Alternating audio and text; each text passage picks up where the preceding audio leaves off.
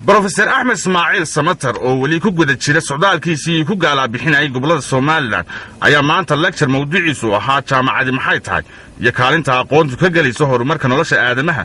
u jeediyay ardayda jaamacadda Timcadde ee magaalada Gibili lecture-kan oo lagu qabtay hoolka shirarka dawladda hoose ayaa waxa ka soo qayb galay maamulka jaamacadda Salaadiin aqoon-yahano iyo ardayda jaamacadda Timcadde oo halkaasi su'aalo kala duwan ku weydiiyay Professor Ahmed Ismaaciil Samatar waxaana xusid mudan in maanta Professor Ahmed Ismaaciil Samatar ka mid noqday boorka jaamacadda Timcadde kadib markuu ka aqbalay aqoon-yahan Axmed Sheekh Nuur Ducaale oo isagu u soo jeediyay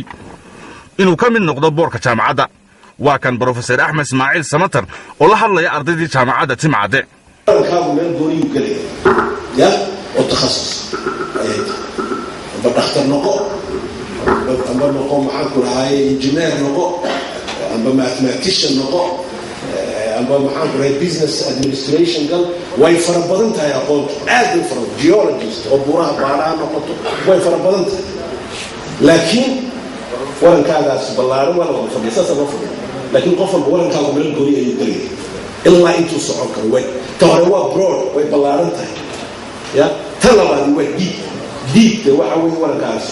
انت سي كدب waxa uu Professor Ahmed Ismaaciil Samatar si door xulo uga xog waramay waaqaca haatan ka jira wadanka Soomaaliland isla markaana wuxuu halkaasi dardaaran uga jeediyay ardayda iyo ummadda reer Soomaaliland gaar ahaan reer Gibli gabagabadii markuu dhamaaday lecture-kii wuxuu Professor Ahmed Ismaaciil Samatar loo galbiyay magaalada Arabsiyo oo harimo sharafeed ay ugu diyaarisay jaamacaddu Professor Ahmed Ismaaciil Samatar ayaa ilaa maalinta bari ah ku sugnaan doona magaalada Gibili isagoo kulanna kala duwan la yeelan doona cuqaasha iyo waxgaradka gobolka Gibili